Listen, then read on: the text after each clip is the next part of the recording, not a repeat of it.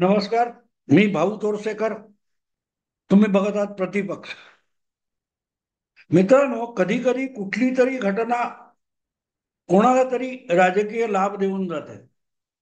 तुम्हाला आठवत असेल मित्रांनो, तर गुजरातची जी दंगल झाली होती 2002 मध्ये, त्या 2002 मध्ये गुजरातच्या दंगलीचा फायदा गुजरातमध्ये भाजपला मिळालेला असेल, पण त्याचा अतिरिक्त फायदा हा उत्तर प्रदेश आणि बिहारमध्ये किंवा बंगालमध्ये सगळ्या पुरोगामी पक्षांना मिळाला.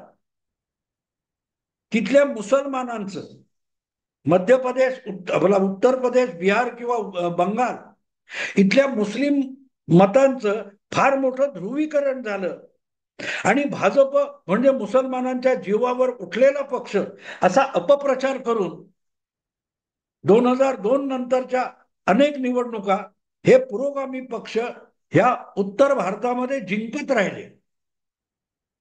घटना गुजरातची होती. बिहारशी त्याचा संबंध काय? गुजरातचे मुसलमान अडचणीत आले असतील, संकटात असतील, मान्य आहे, पण उत्तर प्रदेश, बिहार किंवा बंगालमध्ये त्याचा फायदा काय, कसा काय मिळतो? भाजपला नाही मिळत. तर त्याच्या विरोधातलं जे मत तयार होतं, एका राज्यामध्ये जी काय धार्मिक सामाजिक हिंसेची घटना घडते, त्याचा एक विपरीत प्रभाव इतरत्र ज्या बातम्या पसरतात त्याच्यातून होत असतो. त्याच्यातून होत असतो.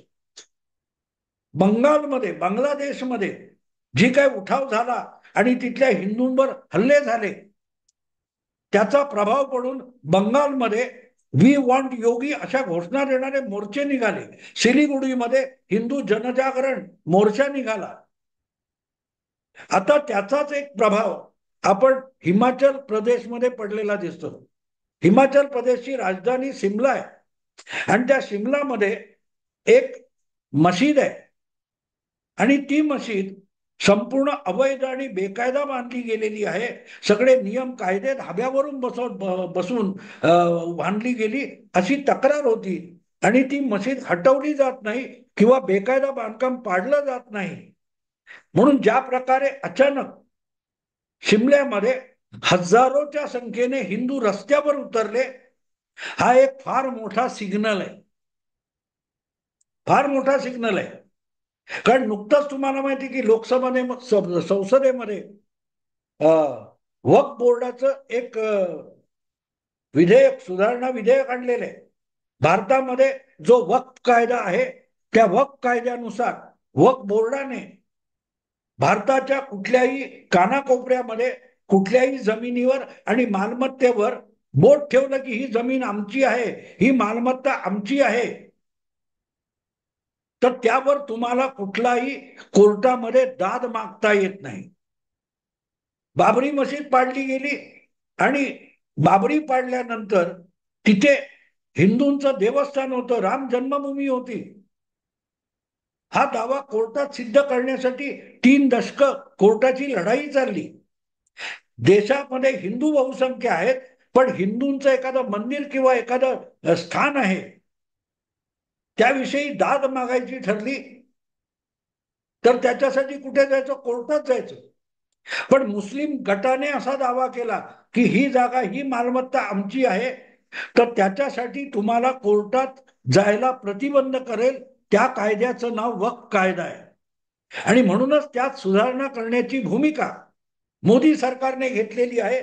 थोडक्यात ती भूमिका या देशातल्या कायद्याला झुगारून मुस्लिमांना झुकतं माप देणारी जी कायद्याची तरतूद आहे ती हटवण्यासाठी मोदी सरकारने उचललेलं हे पाऊल आहे. आणि त्याचं कारण असं आहे की आज जो वक्फ कायदा आहे त्यानुसार जर हिंदूंच्या किंवा बिगर मुस्लिमाच्या कुठच्याही मालमत्तेवर वक्फची मालमत्ता म्हणून मुसलमानांनी दावा केला, तर त्याच्या विरुद्ध दाद मागायची असेल तर ती वक्फ बोर्डाकडे मागावी लागते, ना की कुठल्या न्यायालयात. म्हणजे मंदिर असेल, चर्च असेल, त्याच्या मालमत्तेची दाद कोर्टात मागायची. पण मुस्लिमांनी एखादा दावा केला किंवा एखादी मालमत्ता बळकावली तर त्याच्या विरुद्ध दावा करायला परत मुस्लिम संस्थेकडेच जावं लागतं. आणि ह्याची जी आजपर्यंत चर्चा झाली नव्हती ती वक्फ कायद्याच्या सुधारणेसाठी ती चर्चा विधेयक आणलं म्हणून ती चर्चा सुरू झाली. त्याचा जनमानसावर किती सुप्त परिणाम होतोय त्याचं उत्तर म्हणून आपल्याला शिमलाच्या अवैध मशिदीकडे बघावं लागतं. यापूर्वी अनेकदा भारतीय जनता पक्षावर हिंदूंच्या भावना भडकवणं, मुस्लिमांविषयी द्वेष निर्माण करणं असे आरोप सतत आणि सातत्याने होत राहिले. पण त्याचा पुरावा कोणी देऊ शकला नव्हता. पुरावा कोणी देऊ शकला नव्हता. पण भाजपला हिंदूंची एकजूट करणं, हिंदूंच्या धार्मिक भावनांचं संकलन करणं हे जितकं प्रयत्न करूनही साध्य झालं नव्हतं तितकं या वक्फ बोर्डाच्या निमित्ताने आणि शिमला मशिदीच्या किंवा बांगलादेशच्या घटनेने आता ते साध्य होताना दिसते. गुजरातमध्ये ज्या प्रकारे दंगल झाली त्या दंगलीने तिथला हिंदू हा इतका सर्द होऊन गेला आणि इतका एकजूट झालाय की परत मुस्लिम धार्जिण्या काँग्रेसला सत्तेत येऊ द्यायचं नाही ही खुणगाट गुजरातच्या बहुसंख्य हिंदू मतदारांनी बांधली आहे. त्यामुळे भाजपविषयी किंवा भाजप सरकारविषयी कितीही नाराजी असली तरी जवळजवळ 29 वर्ष भाजप हा सतत तिथली विधानसभेची आणि लोकसभेची निवडणूक चांगल्या संख्येने जिंकत आला. सलग भाजपची सत्ता तिथे राहिलेली आहे. आज तशीच ठिणगी हिमाचल प्रदेशमध्ये पडलेली आहे. हिमाचल प्रदेश हा आजपर्यंत हिंदू मुस्लिम संघर्षासाठी, भांडणासाठी किंवा हाणामाऱ्यांसाठी कधी चर्चेत आलेला राज्य नव्हतं. हा प्रदेश हा नेहमी शांततेत राहिलेला आहे. पण अचानक तिथल्या एका मशिदीने वादाच्या भोवऱ्यात उडी घेतली आणि ही मशीद पाडली जावी यासाठी ज्या संख्येने हिंदू रस्त्यावर आलाय तो कोणाच्या चिथावणीने आला वगैरे वेगळा विषय. पण एक गोष्ट विसरू नका, एक गोष्ट बिलकुल विसरू नका की ते मशिदीचं बेकायदा बांधकाम पाडलं जावं यासाठी काँग्रेसचं जे सरकार आहे, सुखविंदर सुक्खू मुख्यमंत्री आहेत, त्यांच्या सरकारमधले एक बलवीर नावाचे मंत्री या मशिदीला पाडलं जावं म्हणून उपोषणाला बसले. थोडक्यात तुमच्या हिमाचल प्रदेशमध्ये जो काँग्रेस पक्ष आहे तो काँग्रेस पक्ष त्यातले एक मंत्री सुद्धा या वक्फ कायद्यानंतर हळूहळू करत हिंदू बनलेले आहेत. याचं कारण त्यांना हिंदू मतावर निवडून यायचं आहे. हिंदू मतावर निवडून यायचं असेल तर मग हिंदूंच्या विरोधात बकवास करून आणि मुस्लिम धार्जिणं धोरण पत्करून आपण परत निवडून येणार नाही या भीतीमुळेच एक मंत्री सुद्धा भाजपच्या भाषेत बोलायला लागलाय आणि भाजप सारखी कृती करायला लागलाय. सुखविंदर सुक्खू काय बोलतात, दिल्लीतले काँग्रेसचे प्रवक्ते काय बोलतात बाजूला ठेवा. हिमाचल मधले काँग्रेसचे नेते मंत्री काय बोलतात याकडे लक्ष दिलं पाहिजे.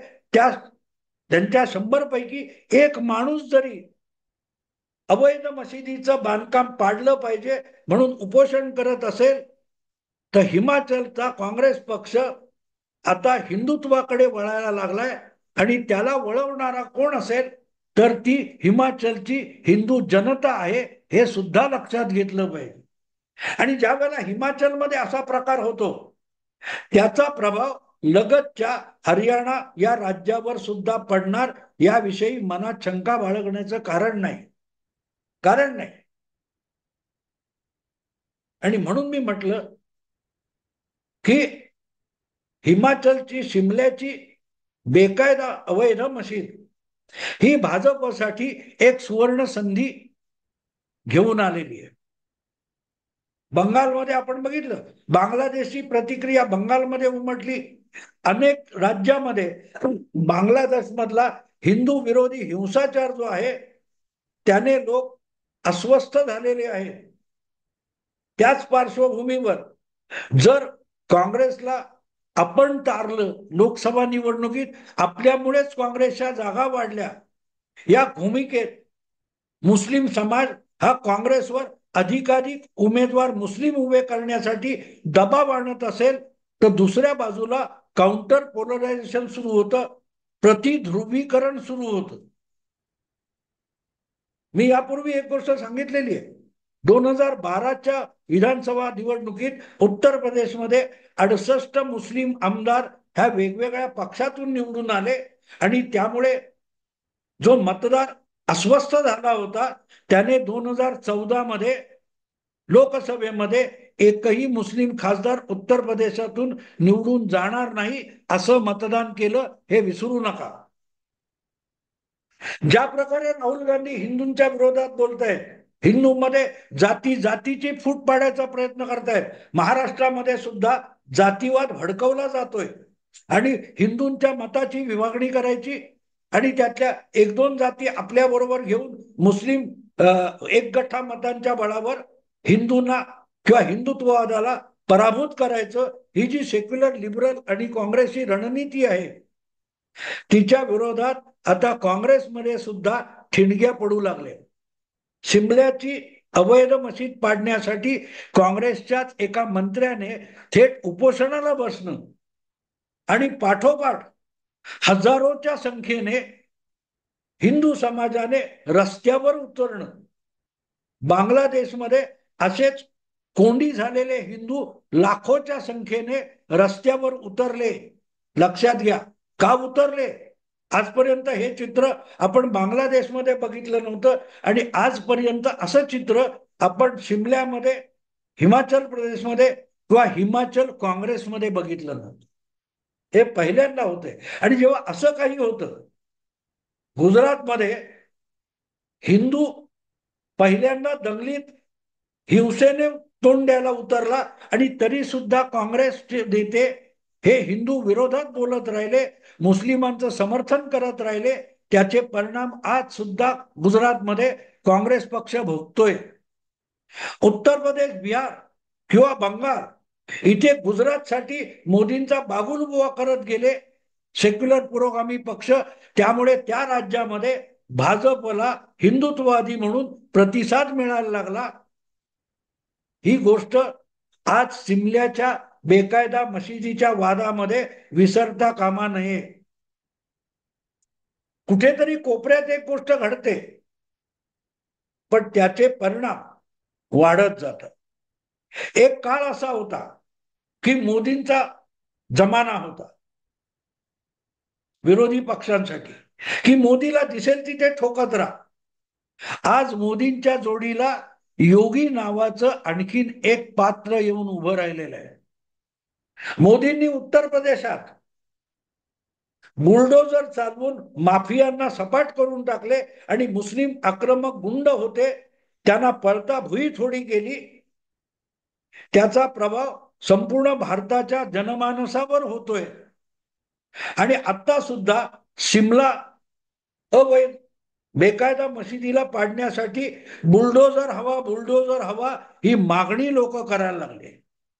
त्या तरुण महिला डॉक्टरच्या वर अत्याचाराच्या विरोधात जेव्हा बंगालमध्ये लोक रस्त्यावर उतरले, निदर्शनं करायला लागले, ममता सरकार विरुद्ध निदर्शनं करायला लागले, तेव्हा त्यातून सुद्धा वी वॉन्ट योगी या घोषणा आल्या.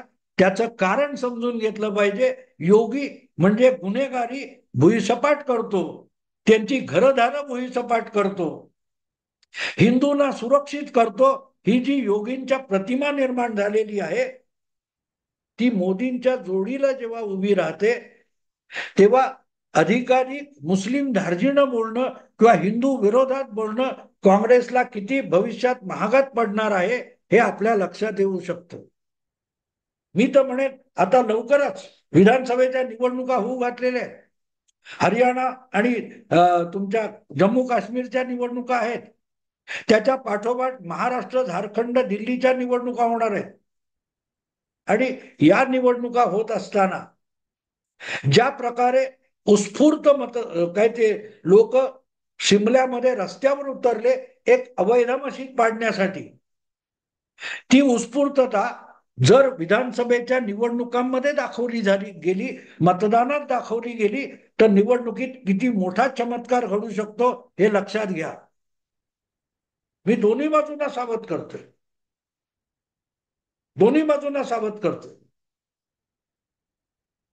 एकदा ते लोक मैदानात उतरले तर काय करतील लक्षात घ्या. मी म्हणून तुम्हाला 2012 विधानसभा आणि 2014 लोकसभा उत्तर प्रदेशचे आकडे सांगितले. आणि त्यात पुन्हा शेफारलेले काही मुस्लिम नेते ज्या प्रकारे हिंदू विरोधी विष ओकण्याचा आणि विष कालवण्याचा प्रयत्न करतायत, त्यामुळे हिंदूंचं ध्रुवीकरण होण्याला फार मोठा हातभार लागणार आहे. आणि तो हातभार लागला नसता तर शिमल्यामध्ये एक बेकायदा मशीद पाडण्यासाठी इतके हजारोनी हिंदू रस्त्यावर उतरले नसते. शिमला हे छोटं शहर आहे, निमुळते अरुंद रस्ते आहे. तिथे जेव्हा हजारो लोक उतरतात तर मग उर्वरित भारतामध्ये कुठच्या प्रकारचा पडसाद उमटू शकतो, कसली प्रतिक्रिया उमटू शकते, त्याचा विचार करणं गरजेचं आहे. आणि म्हणून लोकसभा निवडणुकीनंतर कोमेजलेल्या किंवा मरगळलेल्या भाजपसाठी शिमल्याची घटना ही एक सुवर्ण संधी असू शकते. अर्थात मी खात्रीपूर्वक सांगतो की शिमल्यामध्ये ज्या प्रकारे हिंदू रस्त्यावर उतरले आणि काँग्रेसचं सरकार असताना काँग्रेसच्या मंत्र्याला सुद्धा उपोषण करायला लागलं, यामागचा बोलविता धनी हिमाचल प्रदेश मधला भाजप असणार हे वेगळं सांगायला नको. पण जर हिमाचलमध्ये विरोधी सत्ता असताना, काँग्रेसची सत्ता असताना इतका दबाव भारतीय जनता पक्ष हिंदू समाजाकडून निर्माण करून घेऊ शकतो, तर हरियाणा असो, महाराष्ट्र असो, छत्तीसगड असो, या राज्यामध्ये आगामी विधानसभा निवडणुकीमध्ये भाजपला काय करायचे हे वेगळं सांगण्याची गरज उरत नाही. हिमाचल मधल्या गोष्टीचं राजकारण जर भाजपने हरियाणा, झारखंड, महाराष्ट्रात करायचं ठरवलं तर मग पुरोगामी जे पक्ष आहेत महाराष्ट्रातले, जे हिंदुत्व विरोधी पक्ष आहेत, त्यांना पळता भुई थोडी करणं अवघड जाणार नाही, अवघड जाणार नाही. त्यांना हळूहळू करत हिंदुत्वाच्या बाजूने यावं लागेल. जसा हिमाचलचा मंत्री अवैध मशीद पाडण्यासाठी उपोषणाला बसला, तसं विशाळगड असेल किंवा आणखीन कुठच्या गोष्टी असतील हिंदूंच्या, त्यासाठी काँग्रेस, राष्ट्रवादी यांना सुद्धा आपलं हिंदू अस्तित्व टिकवण्यासाठी हिंदुत्वाच्या बाजूने उभं राहायला लागेल. आणि अल्टिमेटली तो रस्ता भाजपच्याच दिशेने जातो. म्हणून मी म्हटलं की शिमल्याची अवैध मशीद ही भाजपसाठी महाराष्ट्रात आणि हरियाणात सुद्धा सुवर्ण संधी घेऊन आलेली आहे. बघू काय होतं पुढे मित्रांनो. आता इथेच थांबतो. आवडलं लाईक करा, शेअर करा, सबस्क्राईब करा. नमस्कार.